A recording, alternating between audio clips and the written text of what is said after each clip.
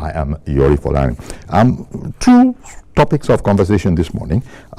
First of all, the Gale of Defections and the APC's chances in the Southeast. We'll look at that, and then in the second half of the program, we'll look at the review by President Tinubu of the clemency list, wherein, as you know by now, he dropped more than half of those who were initially from around 175 to around 30, but that will be in the second part of the program. Starting off first, our guest, Prince Paul Ikone. Prince Paul Ikone is in our Abuja studio, former Executive Secretary and CEO of NAUDA. Good morning, and thank you very much for coming on our program. Thank you for having me, and good morning. Indeed, our pleasure. Thank you. So, well, you know, journalistic balances, suddenly we now have Gale of Defections, which means that everybody is making a beeline for the APC. Your beloved state is Abia State. First, tell me about the situation in your state. This Gale, he reached Abia. Thank you very much. This is a very good question. APC has taken over Abia State. APC is now in control of Abia. Okay. Considering the number of people who have defected from PDP and other small parties. Before now, PDP was the strongest party in Abia State. But because the key stakeholders, the political key stakeholders in PDP, they have moved to APC. And that makes APC the strongest party and the party to beat in the next general elections. So we are harvesting them. It's to our advantage, and that gives Mr. President solid win. Solid win come 2027. Okay. Okay. Well, then we move, from the way you've spoken, I would guess that you would be saying that the chances of the APC are not looking that bad in the Southeast. I wonder if that is what you would say, because that was going to be the next question. How do you evaluate the chances of APC? The Southeast has not been known traditionally as an APC area. Is it your opinion that things have changed? You can see that there is a shift, and it's a positive shift as long as APC is concerned. Just recently, Enugu State has entered into APC. Like you rightly pointed out, Southeast used to be the stronghold of PDP, but today, Southeast APC is now in control of the entire Southeast. There's no state left, none. The headquarters of APC in the zone is in Imo State. The Ebonyi State is APC. Enugu State is APC. Abia is APC. Anambra is APC Abga. So what is left? It's very obvious that 2027, what you will see coming from Southeast will be Asiwaju tsunami. It's not wind, no. It's going to be Asiwaju tsunami. Like in Abia, there is no way the president will not have 1 million votes from Abia State alone, considering the number of defections and the type of people that have defected, considering the caliber and the strength of people that have joined the APC. They are the grassroots mobilizers. They are those that mobilizes voters and protects their vote. So that is why some people, those who are yet to join, are jittery. Okay. Like the Abia governor being a bit jittery about the strength of APC in Abia and in the Southeast. So if he decides to join APC today, he wants to leverage on what Mr. President has done, that is attracting people into the party. You know, so it's very, very obvious. There's no doubt about that Abia is APC, and come 2027, APC will govern Abia, and APC will give Mr. President at least 1 million votes. during the general elections. Okay, well, that sounds good to hear, I'm sure, from the point of view of those on Mr. President's, in Mr. President's camp and his party's camp. But it's one thing for these leaders to, jump a ship. What is the more to the camp, to the camp to the national ruling party.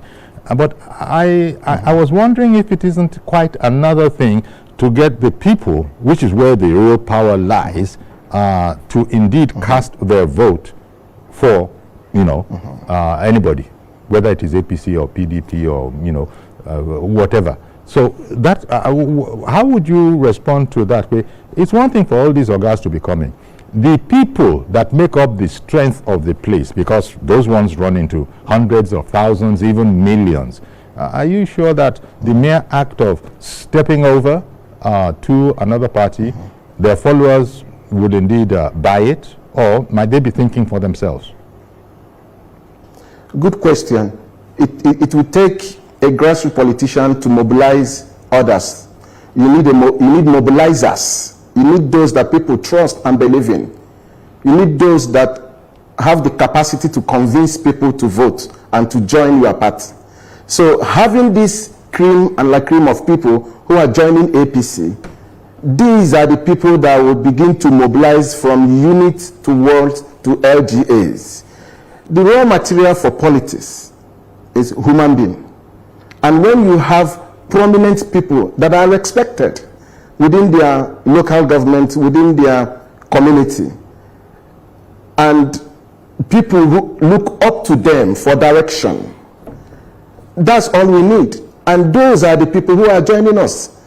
You did point out earlier that APC wasn't in charge or wasn't much in control some years back in the Southeast. That's right. Why? Because these big wings, these big politicians, these game changers, we are in PDP. I will give you just one example. Sure. In 2011, PDP was fully in control of the Southeast. And if you look at the votes that came out, the former president then, Jonathan, got 1.1 million votes from Abia. Why? Because all the key players, they were in PDP. I ran during that election. I was the governorship candidate of ACN then. Okay. Our party didn't do too well because all the big players were in PDP. So those big players are now in APC. So what stops us from reproducing same votes or even more?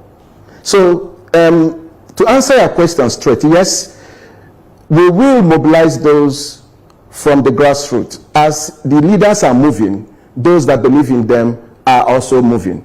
By so doing, we'll have the votes we are looking for. So Southeast is looking very good, very strongly good. We have key stakeholders in the Southeast that are not sleeping, like the governor of Imo State is working day and night to make sure that no stone is left unturned. Then you come to Abia State, we have the Minister of Labor and Empowerment, Barrister Nkiri Gonyo-Jocha. We have Senator Ojis Okalo. We have Senator Nkechi Nwangwu. We have Deputy Speaker. We have former governor and his Ochendo movement led by his son Chinedu Ochi. We have the former PDP governorship candidate. Just to mention that few, I am there also. So many people. So the key players in Abia, they have shifted to APC, and we have no choice than to harvest them in order to produce the required vote that will make the president win Southeast overwhelmingly without being questioned. So that's why I target is going to be a Suwaju tsunami in 2027 in the Southeast. Refresh my memory again. The reasoning of the Southeast, if one can put it that way, of walking over, as it were, leaving their parties, their former parties, and going into the ruling APC. I have heard some analysis along the line of it's always better to be where the center is, and that this has eluded the Southeast for a while, and so now in the wisdom, in the collective wisdom of the people, you don't want to be a fringe player. You must be where the mainstay is. Is that, roughly speaking, the argument for the eastern, region to come over, as it were, to the ruling party? That's a very good question. You know why it's very important for us to key into the national grid? Is it helps for checks and balances. Okay. The allocation of Abia State has increased to over 30 billion every month. But the question is, what is the government at the center, the government of Alesoti, doing with it? Now, because he's not a member of the ruling party, he feels the credit will not go to the president. Most of the projects that have been done in the state are federal government projects. And when federal allocations comes to the states, and you know that you are connected, your party is also at the national level, you know you are answerable to Mr. President, you know your loyalty lies to the ruling party, you know that questions will be asked, and when those questions are asked, you will be able to provide answers. I'll give you a clear example. The governor of Abia State declared that he has spent more than 70 billion to construct smart schools. Up to this very day, none is being seen. He also published that he has used over 7 billion to construct recreational centers. Up to this very day, none is being seen in Abia State. There are a lot of federal government projects that are going on in Abia State, but he refused to give credit to the federal government. Now, if not that Mr. President is like the father of nations, some of these things could bring a gap between the state and the center. But if you are connected to the center, it's seamless, because questions will be asked and answers will be provided. I'll give you another example. Since Alesoti came into office, he's been running the government from his personal home, where he lives, outside government house. Despite criticisms and advice, he refused to move into government house. Now, as a government that is connected at the center, when the president advises you, go back to government house, govern from there. You will obey the president. So connecting to the center makes it easier for every state to have free access, be checkmated by the party, and also be accountable to the people and to your party and to the leadership. If you also look back when PDP were in control of the Southeast, it's always easy for them to go crying to Mr. President. Always easy for them to go crying back to their president. Because in the party caucus, you're a member of the party, you take your case to the party, and the party also will present it. It attracts attention. It gives confidence also to investors that whatever we are investing in this state, the federal government could augment it and give strength to it. Abia wasn't APC state, but the late president then came and invested in a PDP state. Why? Because of the strong, solid relationship in the power plant in Area International Market. So imagine if APC, as at then, was to be in the ruling party, how much Abia would have developed by now. But unfortunately, today, Abia is not part of, in the state, one of the states that APC is governing, but I assure you, in 2027, APC will take over Abia.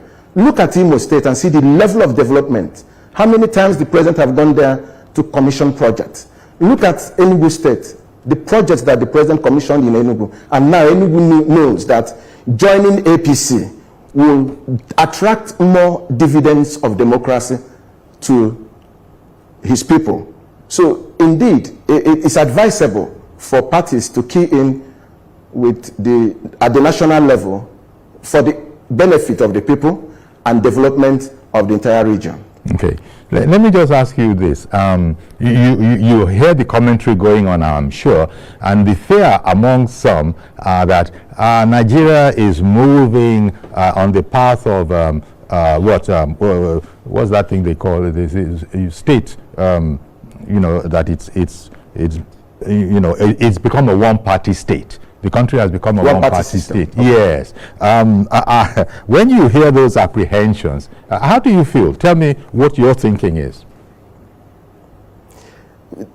Very simple. If you look at China, China has a one-party state. How are they developing? It's progress.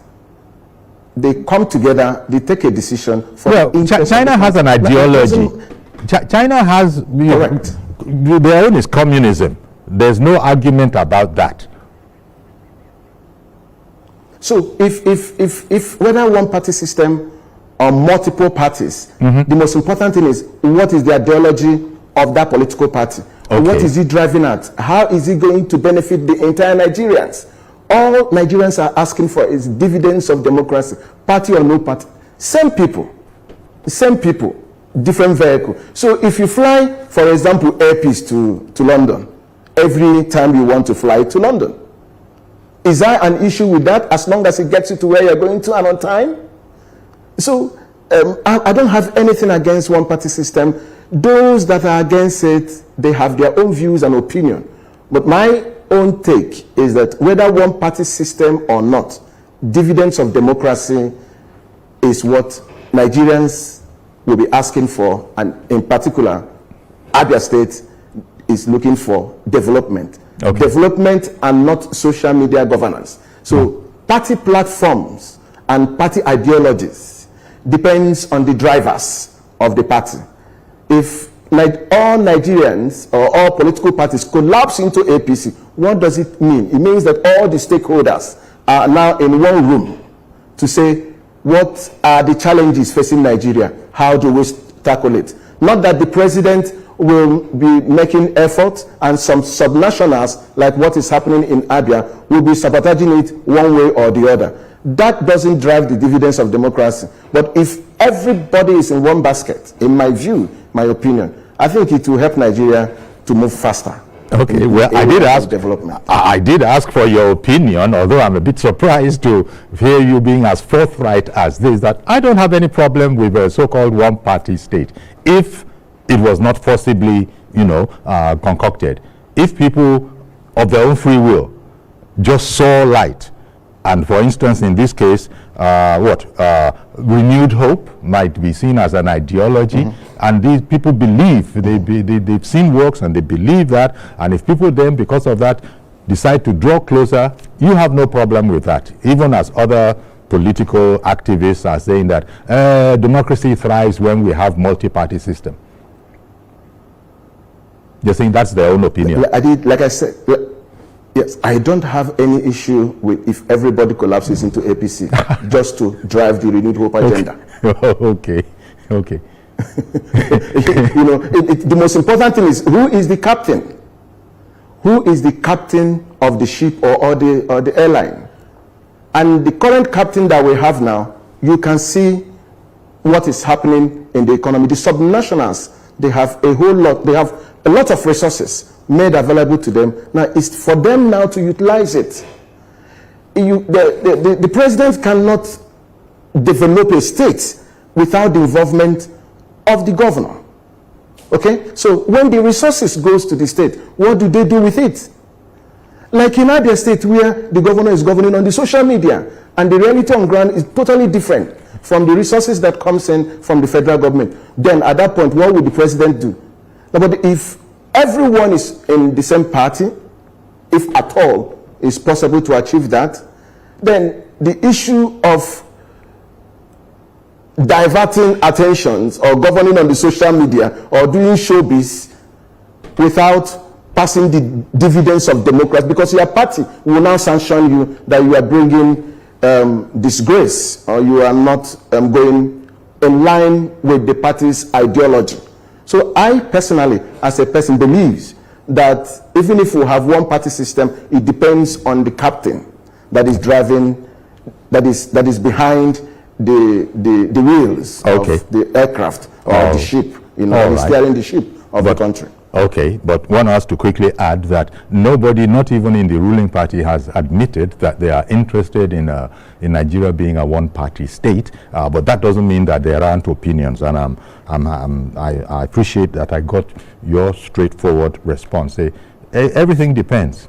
If it was done above board, on the table, then why not? I like your analogy about, look, if all stakeholders are in one room, there's no need for us to be sending messages to people that weren't there, because everybody would have been there. Okay, so I really, appreciate that. So you, to conclude, are saying that the Southeast will definitely benefit from this gale of defections, as it is being put, and that is why you are a strong advocate of it, right? Yes. You can see that even without being prompted, people are joining the APC. The lawmakers in Enugu, all of them collapsed into APC. Why? They have seen the direction.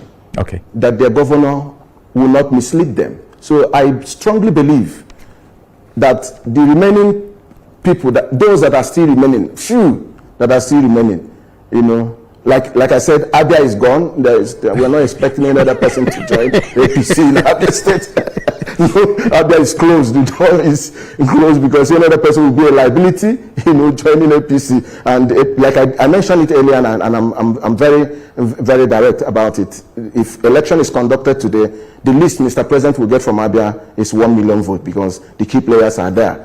In Anambra, we're expecting Anambra to wrap up and closing the gap so that we have a good flight come 2027, and like the table have flipped, Southeast may turn out to be the strongest hold of APC in the country. Well, I want to thank you, Prince Paul Ikonne. Thank you very much, former Executive Secretary and CEO of NAUDA, which, by the way, is a National Agricultural Land Development Authority. Thank you very much. And he's also a APC chieftain, an APC chieftain in Abia State. Thank you very much, sir, for your